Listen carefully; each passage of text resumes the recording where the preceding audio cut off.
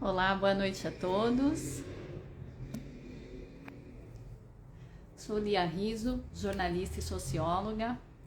Estamos com alguma instabilidade aqui nessa transmissão, mas vamos tentar novamente. Como vocês hoje viram em nosso feed, conforme já falei aqui nas duas tentativas anteriores, convido hoje vocês a acompanhar uma conversa que marca pra gente o início de uma campanha, o início da nossa participação numa campanha muito importante, a campanha Infância Plena, que é parte dos esforços do Ministério Público do Trabalho para enfrentamento e erradicação do trabalho infantil.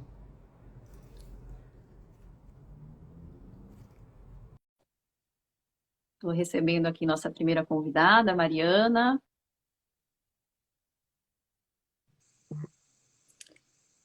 Oi, Lia. Oi, Mari. Vamos ver agora se a Cecília consegue entrar conosco. Peço desculpas a quem estava já assistindo. Você sabe que agora eu que solicitei para você, para ver se dava certo. Talvez se a Cecília Acho que solicitar, a talvez não Cecília entra trave. também. A gente pode falar para a Cecília se ela solicitar e acho que não vai Ela já travar. solicitou. Ah, boa. Vamos esperar, então.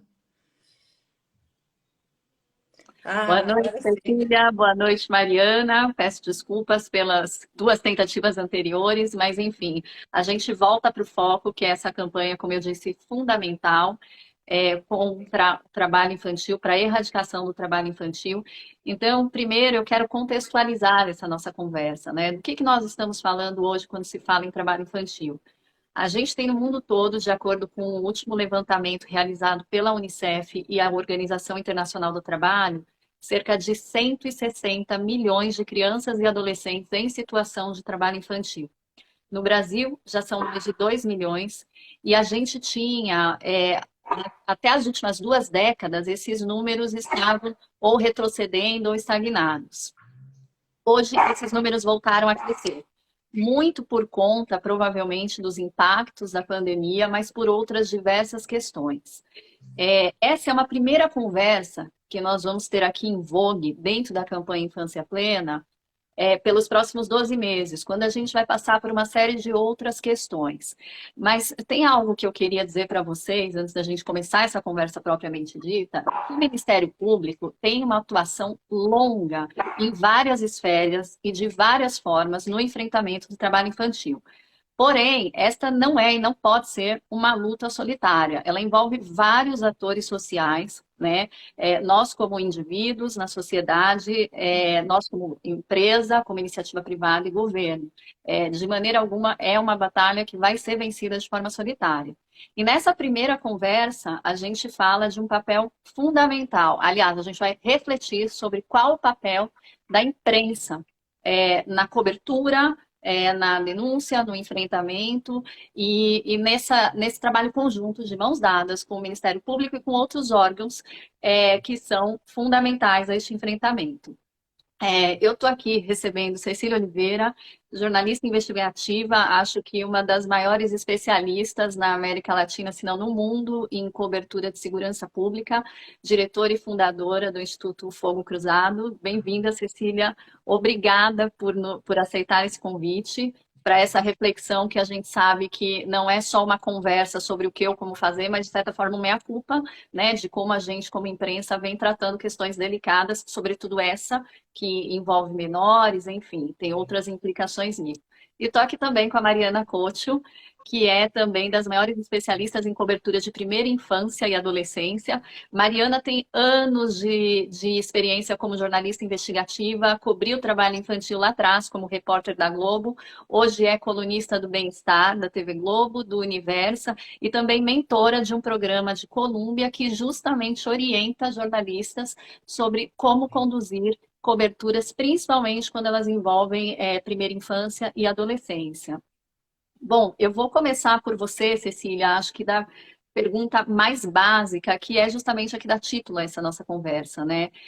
Qual é o nosso papel como imprensa você definiria em questões muito delicadas, como as que você cobre, né, de segurança pública, mas principalmente nessa questão do trabalho infantil, que tem muitas nuances, né? A gente na faculdade, como jornalista, aprende o técnico da coisa, né? Então, como montar uma reportagem, que fontes procurar, como que a gente monta o lead, que é o primeiro parágrafo, que vai segurar a pessoa para ler aquela matéria, o que chamar na manchete, mas existem muitas nuances que a gente não aprende na sala de aula. Boa noite, ou né, bom dia, boa tarde para quem for assistir aí essa gravação depois. Realmente eu queria inclusive pontuar assim, a importância dessa discussão, porque eu acho que a gente reflete muito pouco sobre jornalismo, né? Ainda mais agora que a gente é atropelado com muitas notícias o tempo todo. Hoje, com as redes sociais, a gente produz muitíssimo e acaba refletindo muito pouco. Então, é realmente importante a gente parar, dar esse passinho para trás para conseguir pensar como que a gente vai conseguir trabalhar melhor, né? E conseguir, assim, fazer um trabalho conferindo dignidade para essas vítimas, porque quando a gente chega para poder trabalhar em situações assim de vulnerabilidade, é muito complexo, muito complicado, né? Especialmente aí com crianças que adiciona aí uma camada a mais nessa complexidade. Nós temos essas questões variadas, né, sobre violações de direitos na infância, e trabalho é uma delas, assim, que está basicamente no DNA do Brasil, né, porque a gente foi fundado sobre violência, a gente vem aí de um período escravocrata e a gente não se libertou disso 100%. Toda semana a gente encontra um caso de uma pessoa que foi escravizada e que chegou na casa de alguém com 10 anos, 12 anos, pretensamente para ser ali ajudada por uma família e acaba trabalhando ali de graça, nesse trabalho análogo à escravidão durante muito tempo. E não só sobre essa perspectiva, mas acredito que Mariana vai trazer aí casos para a gente onde ela atuou de uma forma mais incisiva, onde é possível você ver crianças assim numa idade muito tenra e ali trabalhando duro. E quando eu digo duro, é duro mesmo, com materiais que a gente não imagina que um filho nosso faria, né? Então, é muito importante que o jornalista tenha em mente como abordar essas situações, não só a criança em si, porque isso aí tem as camadas da legalidade, da psicologia, né? Não é tão simples, mas também toda essa família que está ali circundando essa história.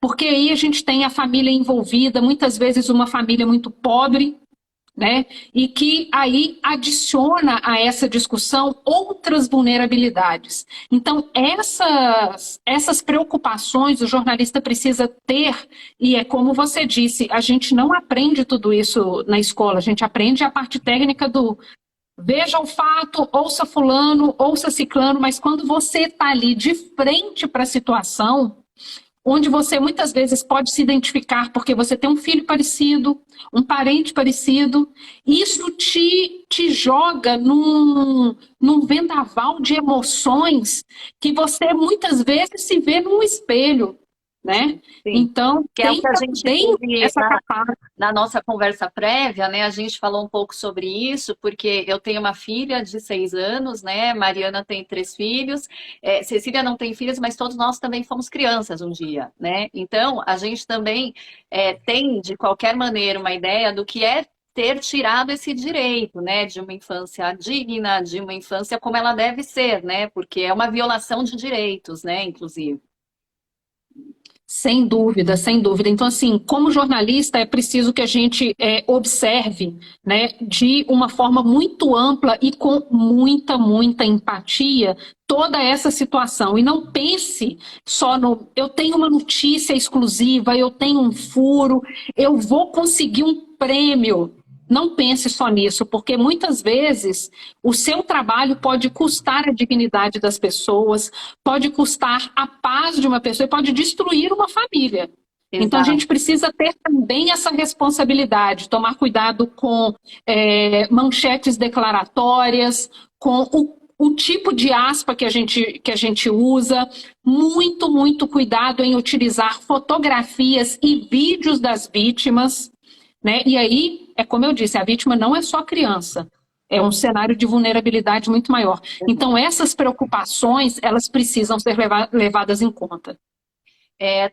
O Ministério Público do Trabalho lançou um guia, uma cartilha de orientação para a imprensa, né?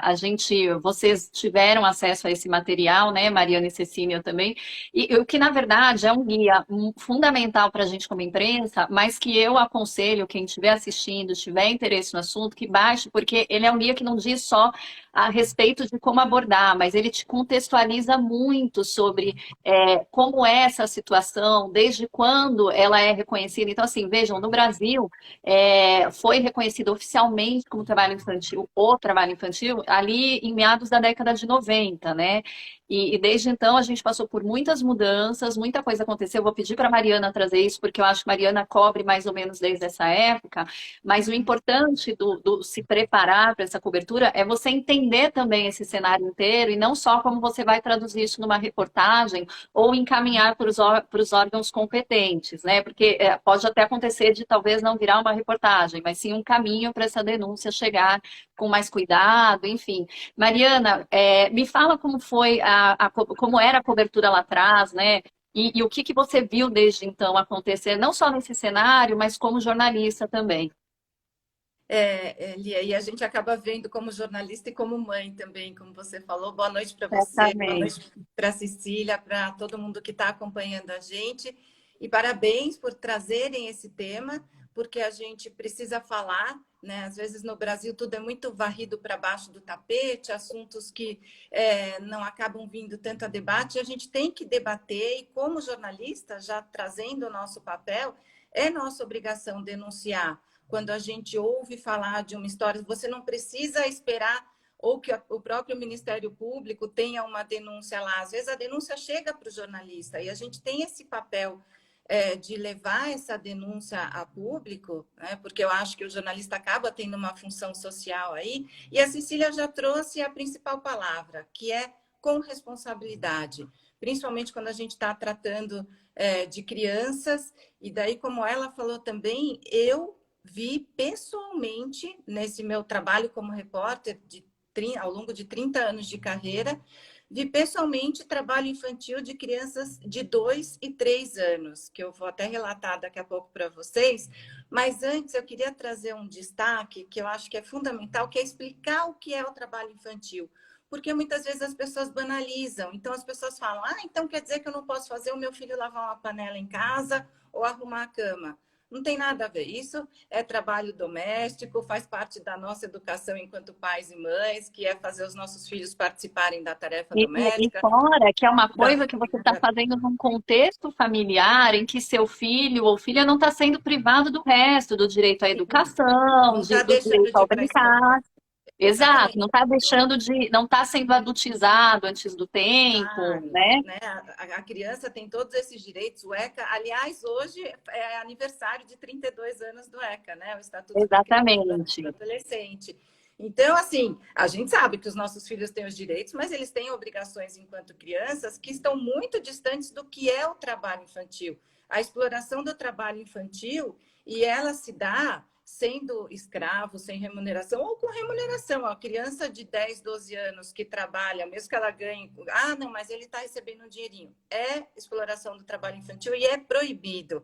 Então, ressaltando o que é proibido, né? É o trabalho do menor de 14 anos, isso é proibido no Brasil. De 14 a 16 anos é possível como menor aprendiz, então não é um trabalho, né? Ele está ali para aprender. E entre os 16 e os 18 anos, ele já pode trabalhar fazendo estágios e tal, mas tem algumas regras, algumas limitações. Não pode ser um trabalho perigoso, não pode ser um trabalho noturno. Tem muitas regras para proteger esse adolescente ainda. Então, voltando, né, lá atrás, durante uma época eu fui repórter no Ceará e pude cobrir de perto situações no sertão. que não eram denúncias que chegavam assim para a gente, era um trabalho de campo, do repórter ir, né, buscar o que estava acontecendo. E eu descobri numa casa de Farinha, essas crianças de 2 e 3 anos, que eu sei que tinham 2 e 3 anos, né, a gente tem uma noção, porque elas não sabiam falar direito, mas elas trabalhavam com os facões enormes, que eram maiores do que elas, e com uma habilidade para descascar ali aquela mandioca, que mostrava que elas já trabalhavam há um certo tempo, inclusive, né? E daí é complexo por quê? Porque envolve toda uma situação social daquela região. Por isso que a gente tem que ter muita responsabilidade ao fazer essas reportagens. Essas crianças eram exploradas pelo dono da casa de farinha, mas elas eram levadas por seus pais, né? Então, eram crianças que não estavam na escola, e daí tem todo o contexto de... Tem políticas públicas para botar essas crianças na escola, nessa região? Os pais entendem que eles não podem levar essas crianças para trabalhar, porque isso é exploração do trabalho infantil, porque muitas vezes, para esses pais, quando nasce um filho, é uma mão de obra a mais na família, para, né, para trazer recursos, para trazer comida, e às vezes é só a criança que trabalha. E a gente tá até falando, né, de um extremo que a criança realmente, assim, antes de completar a chamada primeira infância, né, uma criança muito pequena, de 2 e 3 anos, né, mas a gente tem, que é também algo que no guia fala muito, as chamadas alegações permissivas, né, da família, que assim, já tem idade para ajudar no sustento, né, precisa. Então, enfim... E eu me lembro que eu fiquei muito mal na época, até com um certo peso na consciência, porque eu fiz aquela reportagem para o Jornal Nacional, era uma reportagem de denúncia, e na minha cabeça eu estava fazendo uma reportagem para ajudar aquelas crianças e aquelas famílias denunciando aquele explorador, né? Mas aí você vê as consequências, muitas vezes, de uma reportagem, que assim, as famílias ali se voltaram contra mim, porque é como se a minha reportagem estivesse atrapalhando algo que já era muito aceito e que já acontecia há muito tempo ali, que eram os era filhos necessário, né? E o que que era era necessário. necessário. Foi tão grave que, assim, após a denúncia, o Ministério do Trabalho, o Ministério Público do Trabalho, várias entidades foram visitar o local, né? A ponto de alguns pais e mães disserem assim, não, os nossos filhos, não, eles só vêm acompanhar a gente, mas eles não usam as facas. Foi a repórter que trouxe a faca para as crianças, né? E, assim, impossível, era um absurdo aquilo, porque com a habilidade, que coloca um facão daquele na mão de qualquer outra criança para ver se ela tem aquela habilidade de trabalho. E a gente tinha as imagens, porque a gente fez as imagens à distância, né? Então, mostrando mesmo as crianças. Tinha até uma imagem muito forte, que acabou sendo finalista do Prêmio Ayrton Senna de jornalismo, que eram as crianças estão lá e de repente começa uma brincadeira, porque são crianças, e começam com o facão a se degladiar, assim. Então, foi muito forte isso. E daí, assim, dizer que o trabalho infantil, ele não está lá só no sertão, isolado, distante de todos nós. Ele está nos semáforos nas grandes cidades. Sim. Né? É Isso o que também mostra que a criança não está... E na pandemia gravou muito, né, Lia? A gente começou a ver muito mais criança. Isso já mostra a evasão escolar, né? Porque se a criança está no semáforo, ela não está na escola. E isso também é trabalho infantil. E quantos outros que a gente vê que às vezes estão camuflados, acho que a gente pode falar depois, mas a própria exploração da criança nas redes sociais, fazendo vídeos... Sim, que eu acho que daí é uma coisa mais contemporânea, né? Que a gente não imaginava lá atrás, né? Na realidade, eu estou com alguns dados abertos aqui, né? Porque não dá para decorar tudo, mas a prevalência do trabalho infantil nas áreas rurais é quase 3 vezes maior do que nas áreas urbanas, né? Mas é isso, a gente vê o trabalhador infantil com cada vez mais frequência nos centros urbanos, né? E também em condições de periculosidade, né? Porque seja a criança que está ali no farol e não tem, né? Sai correndo para pegar a bala dos carros, por exemplo, enfim. Então, agora. Na roça tem muito, né? A exploração do trabalho infantil na agricultura, na colheita, e que aí que vem essa discussão que é tão difícil, porque muitas vezes se dá pela própria família que vai trazer justificativas, digamos, para esse trabalho. Mas aí você está condenando o futuro, né, dessa criança, que ela não está indo para a escola. Então, é um problema ali particular de uma família, mas é da sociedade e é do futuro É uma coisa importante, né, da gente pontuar também, é que quando a gente fala dos impactos do trabalho infantil, não é só o que a gente está vendo no curto prazo, né? É uma situação que vai trazer consequências, né, para o futuro de médio e longo prazo, né? Então vai comprometer a vida adulta dessa criança, o futuro dela, os traumas são físicos e emocionais e muitas vezes são irreversíveis, né? E a estrutura de família também, a sensação é que nunca se, principalmente quando você tem ali um cenário de muita vulnerabilidade econômica e social, é que eles jamais vão conseguir romper esse ciclo, né? E sobre a questão da família, desse entorno, que eu acho que é algo muito delicado, né? Porque a gente está falando em menores de idade, né? Então, para a gente abordar essas crianças nas reportagens, não é uma coisa tão simples, né? A gente precisa, com responsabilidade, chegar na família. E aí, como eu disse, tem a questão das alegações permissivas que são quase justificativas daquela situação, né? Então, assim, você ouve desde que a criança já tem idade para ajudar no sustento da casa, até que ela vai aprender coisas no trabalho que ela não vai aprender na escola, por exemplo, né? Que o trabalho vai deixar a criança mais séria. Como é que é essa abordagem, Cecília, que eu imagino que você também encontre, né, de certa forma? São muitas as alegações, tá, gente? Eu volto a insistir que vocês procurem e baixem o guia formulado pelo Ministério Público do Trabalho, porque lá isso está muito explicado. Mas eu queria entender no seu dia a dia, Cecília, que atua com o Instituto Fogo Cruzado em áreas de muita vulnerabilidade, né? Essa é uma pergunta, sabe, Lia, assim, que me traz à memória, assim, situações muito delicadas. Eu cubro basicamente, né, violência e uma violência muito específica, que é a violência armada. Então, assim, quando você lembra que a gente atua em cidades, né, da região metropolitana do Rio, de Salvador, de Recife, que são cidades que têm um índice de violência armada muito alto, né? E assim, todo mundo aqui já viu aquelas imagens que o Rio de Janeiro insiste em produzir, que são as crianças deitadas pelos corredores ali nas escolas, né, se protegendo de tiroteio enquanto deveriam estar tranquilas na escola, estão na escola e tem que aprender na escola noções de segurança, né? Qual que é a parede mais grossa da escola que eu vou conseguir ficar um pouco mais protegido? Né? São perguntas assim que isso, não são todas as crianças que ouvem, todas as crianças que aprendem. Pensando aqui em dados, no ano passado saiu uma pesquisa ali, né, que foi feita com moradores do Complexo da Maré, que fica aqui na região norte, na zona norte do Rio de Janeiro, e assim, em cada 3 moradores sofre de depressão, de ansiedade, por causa dessa situação. E isso atinge também crianças. E eu lembro que eu estava lendo um relato de uma mãe, eu até salvei aqui uma aspa em relação a isso, que eu vou até ler para vocês. Ela diz assim, olha, no meio da aula, com medo de os helicópteros atirarem para baixo, a gente ficou horas escondidos no banheiro.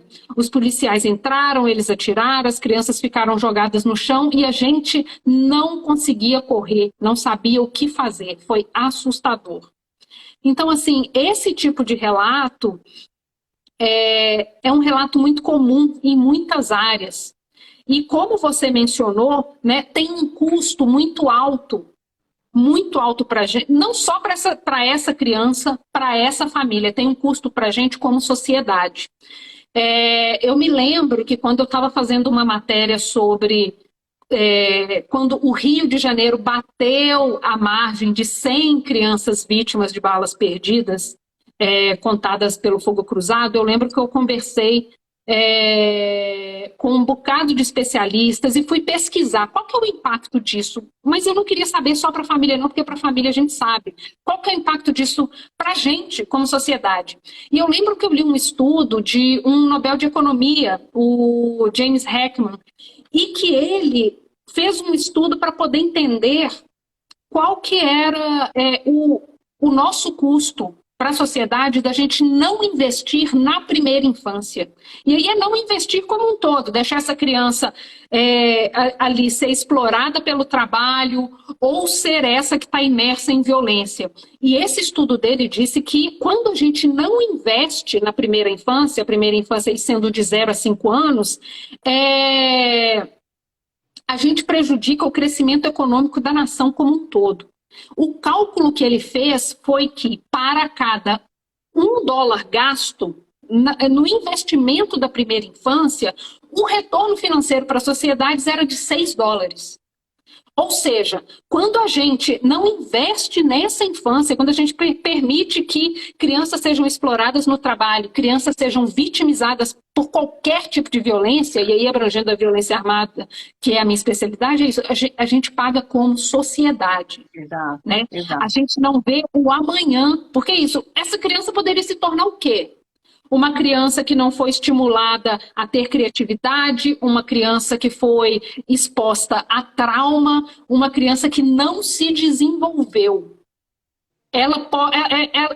A gente vai perder o que essa criança seria, a gente não sabe que adulto essa criança seria, né?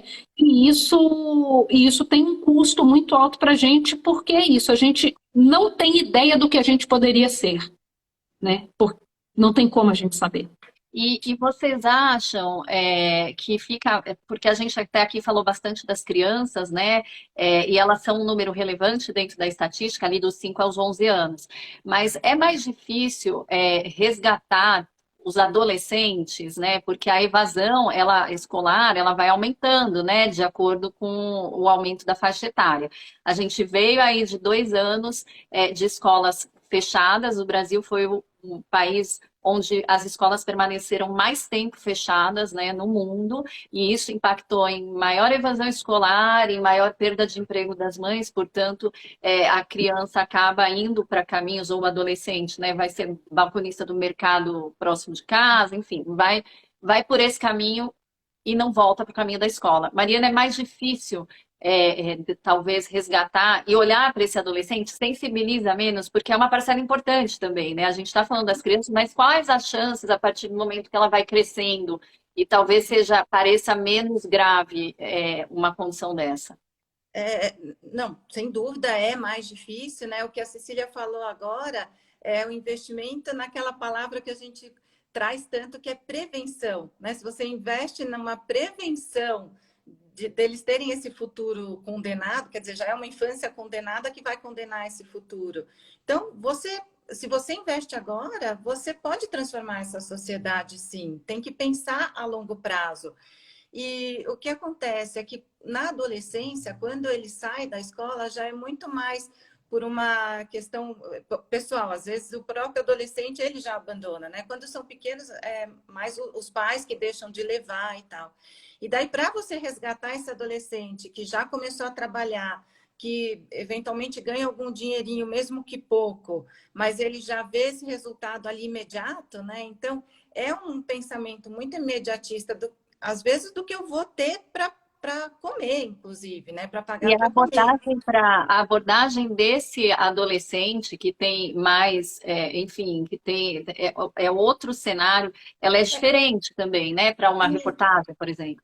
Para uma reportagem, sem dúvida. Eu acho que sempre que a gente vai fazer uma reportagem, você tem que pensar, em primeiro lugar, na preservação, se é menor de idade, do menor de idade, se é maior de idade, mas é uma vítima, na preservação daquela vítima, porque o que você quer expor é a notícia, é a história, é a denúncia, é aquilo, né, sobre o qual você está falando, mas nunca expor aquele personagem. Por isso que tantas vezes a gente faz matérias preservando o nome, né, a identidade, preservando a imagem, e você tem obrigações também, tem leis que determinam isso, principalmente pensando a longo prazo, que daqui a pouco esse jovem ele pode ser resgatado, ter uma vida profissional, e ele não quer ficar marcado, nem pode ficar marcado por isso.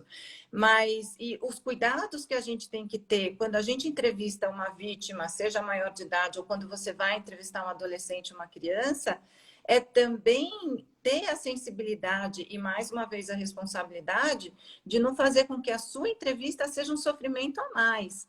A gente precisa tomar muito esse cuidado. Quando você vai entrevistar uma mulher vítima de violência doméstica, quando você vai entrevistar qualquer pessoa que já passou, né, por alguma coisa, a sua entrevista ela não pode ser um agravante da situação. Então, a gente também tem que saber o limite de até onde eu vou com essa entrevista. Vale a pena entrevistar? Né? Por exemplo, na matéria que eu fiz, que eram crianças de 2 ou 3 anos, a imagem por si só já era a reportagem. Não tinha por que eu ir lá entrevistar a criança que mal sabia falar.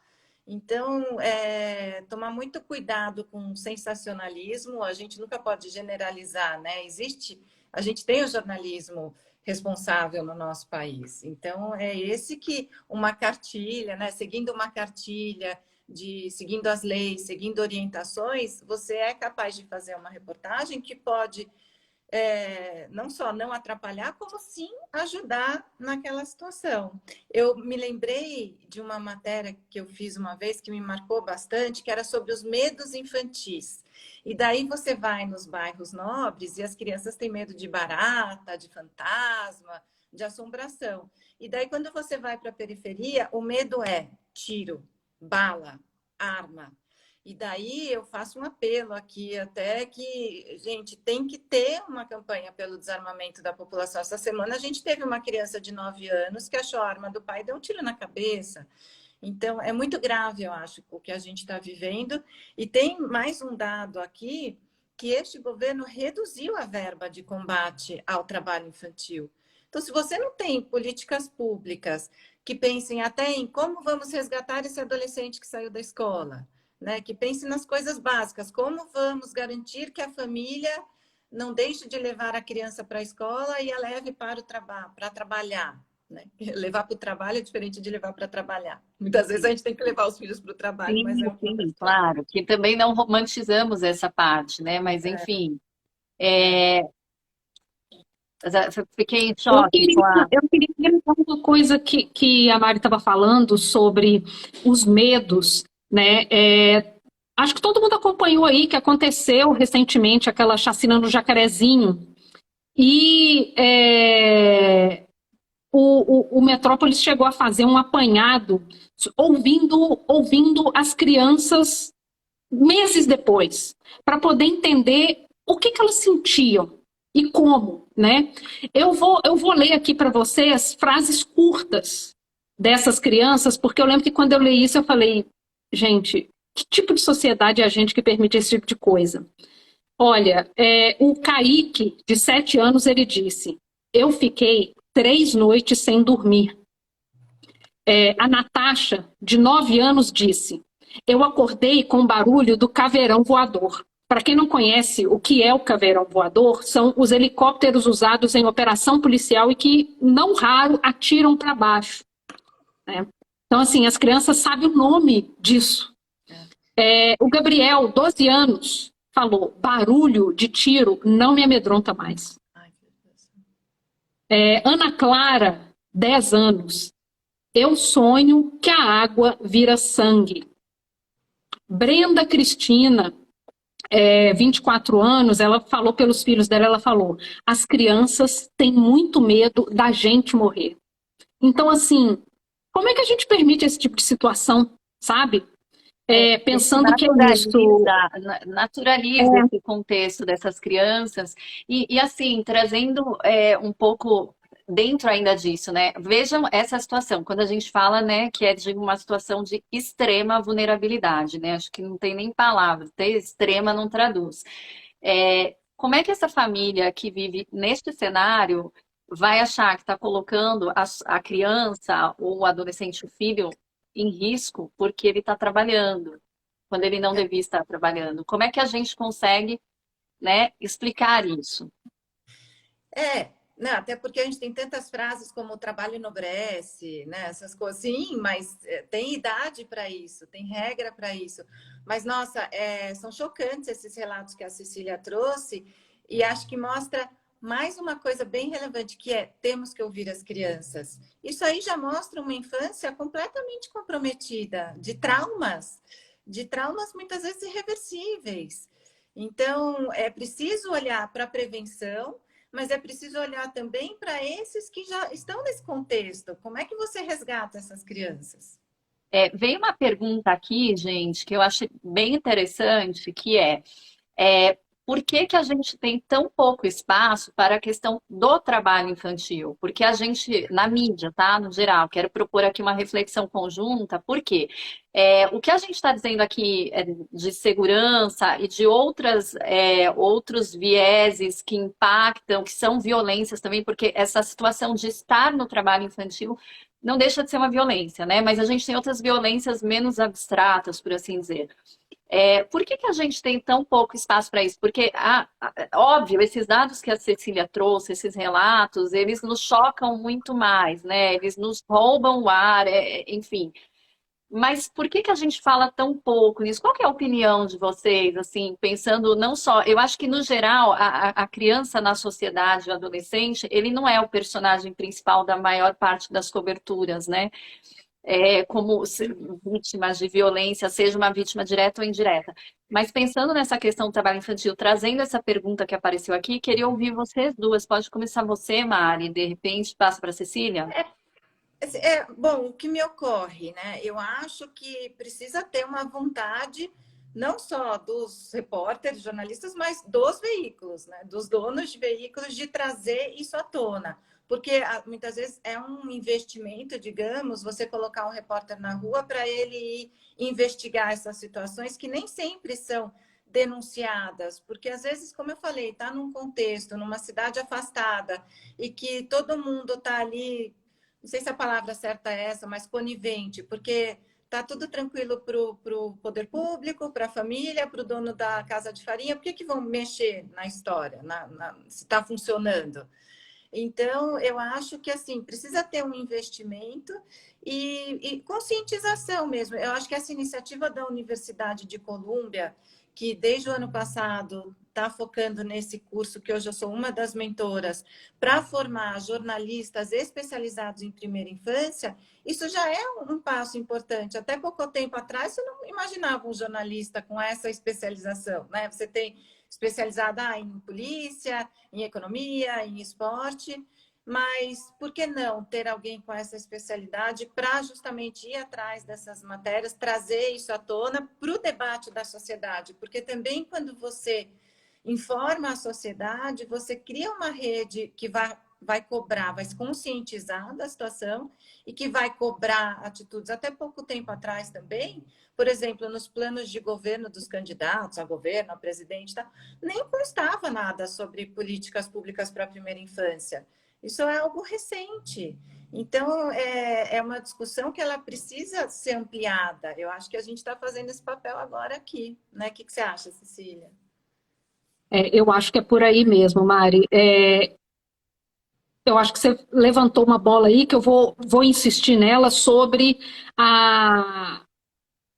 o compromisso, né, dos detentores, o dono de jornal mesmo, né? Uhum. Daquela pessoa que decide o que vai ser pauta, né? Porque a gente tem dois problemas relacionados a isso. Um é, de fato, assim, esse desejo e dar importância a esse tema, porque, assim, muitas das vezes, esse tema, ele não se passa ao redor dessas pessoas que têm esse poder de decisão. Então, assim, elas nem lembram que isso existe, sabe? Para poder pautar isso. Isso não é uma preocupação dessas pessoas, porque não é uma coisa que acontece ao redor delas, né? Pensando aí nos tomadores de decisão. Somando a isso, e Mari também mencionou o empenho do jornalista em si, tem a precarização do jornalismo como um todo, né?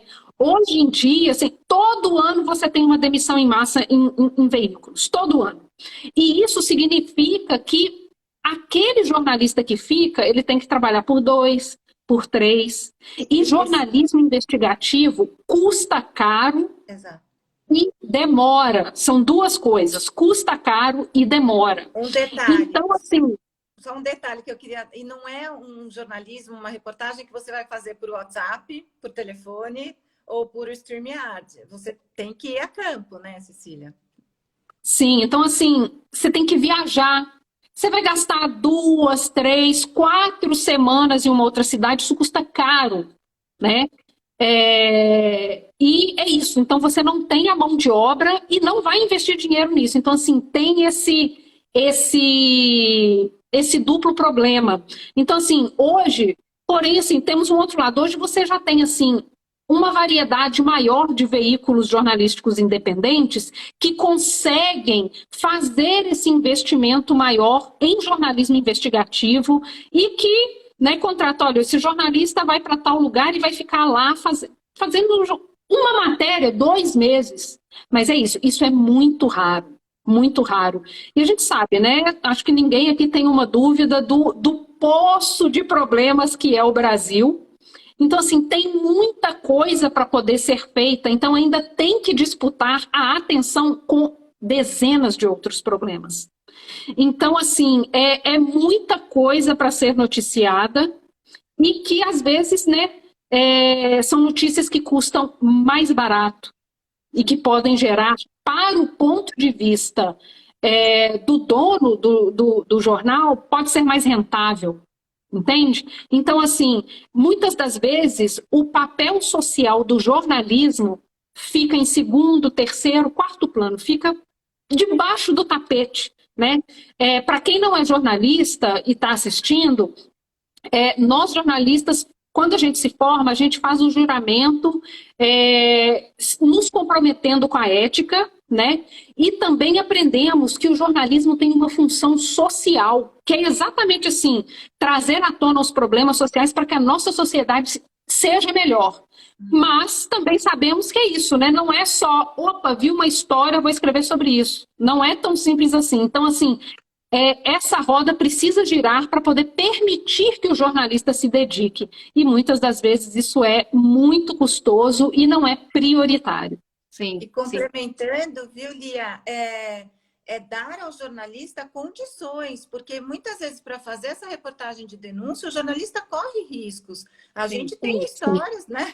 De jornalistas assassinados, agora, mais recentemente. A gente teve, né, desde essas histórias muito extremas, até, por exemplo, eu acho que você, como eu, Mari, atuou na cobertura do caso do João Teixeira de Faria, o médium, né? Uhum. E eu me lembro, assim, a gente foi desaconselhado a ir para a Abadiânia, né? Porque não tinha segurança. Então, sim, esse é um fato. Mas tem um outro comentário complementando a fala de vocês, que eu acho que é isso, assim, são muitas pontas para amarrar, né? São muitas circunstâncias que trazem a gente para, de certa forma, acabar tornando esse assunto invisível, né? E tem uma questão também que eu estava aqui pensando, que eu conheço um pouco os números da indústria têxtil, onde a gente tem trabalhadores infantis, né? Sobretudo, como em toda a cadeia do trabalho escravo, imigrantes, estrangeiros em situações de ilegalidade. E eu estava aqui pensando que muitas vezes a gente, ao cobrir isso, por mais responsabilidade que a gente tenha, talvez a gente esteja um pouco, sim, afastado dessa visão da infância, porque a gente fala daquele grupo de trabalhadores que foi descoberto, por exemplo, na oficina de costura clandestina, e muitas vezes tem crianças nesse grupo, né? Muitas vezes tem crianças, né? Então, acho que tem isso também. A gente realmente tem uma condição aí de resistência nessa cobertura, que Cecília conhece muito bem, porque de fato é uma cobertura cara quando ela é feita de forma correta, é muita checagem que envolve, enfim. Mas tem uma questão mesmo da gente, como sociedade, talvez, né, estar um pouco afastado dessa visão de infância, né? Teve uma outra pergunta aqui, a gente desativou os comentários, né? Mas tem como fazer perguntas. E tem uma outra pergunta aqui, que é de uma pessoa falando sobre as instituições, organizações que façam trabalhos para reinserir essas crianças na escola, né? Tirar do mercado de trabalho, cuidar da família. Sim, tem muitas, é um esforço espalhado, né? E aí entra em outra questão, a gente, por exemplo, tem algumas regras na cobertura de suicídio, que é uma cobertura delicadíssima, né? De um tempo para cá, existe uma discussão de falar mais disso, porque comprovadamente ajudaria na prevenção, e foi estabelecida uma norma, eu confesso que eu não me lembro se é algo assim, se é um acordo informal ou formal, de a gente sempre nessas reportagens colocar o telefone do CVV, chamar para os lugares de ajuda. No caso da cobertura do trabalho infantil, me parece que isso também ajudaria, porque a gente realmente não só não conhece as organizações, mas eu percebo que muita gente não sabe para onde correr, para quem denunciar, é no Conselho Tutelar, é no Ministério Público, que canal que eu uso. Então, assim, vocês acham que seria efetivo nessas coberturas e em qualquer cobertura de situação de violência, né, que possa chegar em alguém que possa ajudar alguém? Porque muitas vezes quem está na situação de violência, essas crianças não vão acessar, né, o jornal, a revista, a rede social. Mas, enfim, e essa seria uma forma da gente atuar como imprensa de uma forma mais efetiva? Quer falar, Cecília? Mari, você... Eu acredito que sim. Eu faço muitas reportagens sobre violência doméstica, até quando eu falo desse assunto, né? Porque é muito mais grave do que a gente imagina. Os números são de uma epidemia no Brasil. E quando a gente fala de violência doméstica, a gente está falando de mulheres e de crianças que sofrem também. E normalmente a gente divulga o Disque 100 para fazer denúncia, o 180, ou o telefone da Casa da Mulher Brasileira. O Disque 100, se não me engano, ele recebe essas denúncias, inclusive em relação a crianças também. Então, eu acho que tem que divulgar. Quanto mais a gente divulgar como que a sociedade pode participar disso, inclusive para não ser conivente, porque quando você descobre algo e você não denuncia, você acaba sendo conivente. Tanto é que aqui em São Paulo teve até uma determinação agora para que os condomínios sejam obrigados a denunciar quando sabem que existe uma situação de violência doméstica. Então, eu acho que isso poderia ser um acordo, né, para a gente divulgar esses caminhos de denúncia, sem dúvida. Aliás, nesse âmbito, né, Mari, a gente tem algumas normas, então, essa da violência doméstica em relação às crianças, a gente tem a notificação compulsória quando existe suspeita de situação de abuso, né, de crimes sexuais, mas Conselhos tutelares, pode e denunciar quando no ela conselho não vai à escola, né, depois ali de 3 dias, se eu não me engano, de 3 dias consecutivos de faltas sem justificativa, isso também tem que ser notificado. Mas essa criança que não está nesses ambientes, né, nem na escola, que não vai ter esse lastro de repente, né? Cecília, perdão, Mari. Não, pode ir, Cecília. Não, acho que só somando aí, né, quando envolve violência de uma forma geral, as pessoas ainda podem ligar para o Disque Denúncia nas cidades, né, que é isso, é anônimo e tudo, então a gente também sempre indica esse caminho. Pode falar, Mari. Então, na verdade, eu ia voltar só para uma questão do jornalista, só para concluir aquilo que a gente estava falando, que é de como ele tem que estar preparado também. Daí isso é um investimento a mais dos donos dos veículos, de investir no preparo daquele repórter, até emocional, para ele poder fazer esse tipo de reportagem. Então, tem a questão da proteção física mesmo, da vida do repórter que faz a denúncia, mas emocional também. Só queria concluir falando isso. Não, com toda certeza. Até porque outra pergunta que eu me faço como jornalista e queria estender a vocês é assim, de novo, quando a gente fala num caso extremo de denúncia, pega uma grande empresa, eu vi muita história de trabalho infantil, por exemplo, em relação ao cacau, e a gente sabe para onde que esse produto vai. E aí você faz aquela longa investigação, né? Colhe muita coisa. E pode acontecer, Cecília, de você precisar. Você fez todo esse investimento, mas precisa tomar uma decisão de não publicar esse material, não para proteger, evidentemente, quem está lucrando estratosfericamente com o trabalho infantil ou escravo, né?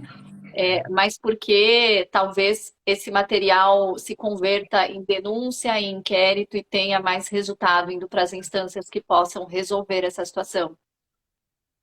Sem nenhuma dúvida. É preciso que o jornalista tenha essa capacidade de fazer esse julgamento, de analisar a história que ele tem em mãos, analisar o material, muitas vezes gráfico, né, imagens e fotografias, por exemplo, e vídeo, ter uma noção de o que eu faço com isso, né? Porque é isso, às vezes é realmente melhor você perder né, perder a história, entre aspas, aí, do que contribuir para a revitimização dessa pessoa que já está em vulnerabilidade, né? A gente viu recentemente dois casos que eu acho que nos trazem isso à memória, que foi o caso da atriz da Globo que passou por um estupro, e a gente teve essa semana também o caso da gestante que foi estuprada durante a cesárea. Então, assim, são dois casos extremamente delicados e que esse tipo de decisão precisa ser tomada. Houve uma emissora que divulgou um vídeo da paciente, né? da cesárea, sem tarja, sem nada. Ou seja, a gente tem que pensar na família dessa mulher. Assistindo isso, caiu na internet para sempre. O filho dessa mulher vai crescer e assistir isso daqui 20 anos, sabe?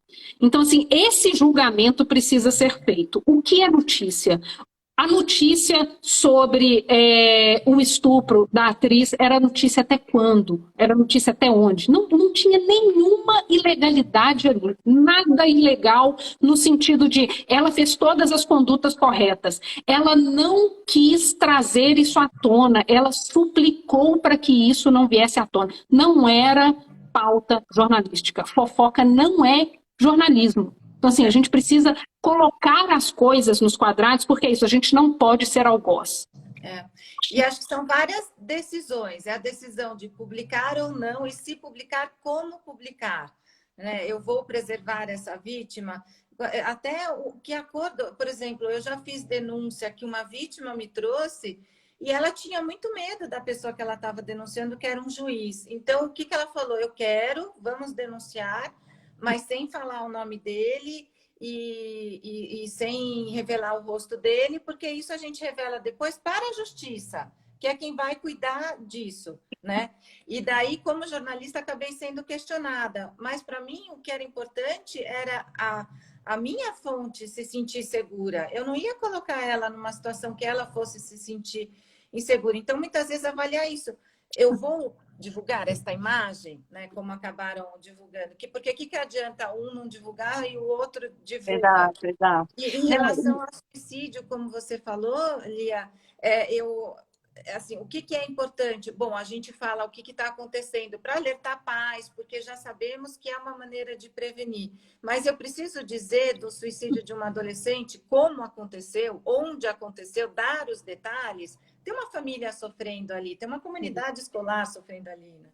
E é isso, a família sofrendo, né? E muitas vezes, quando é um assunto que envolve criança, a família responsabilizada, quando de certa forma, dependendo da estrutura e do contexto, essa família é vítima também, né?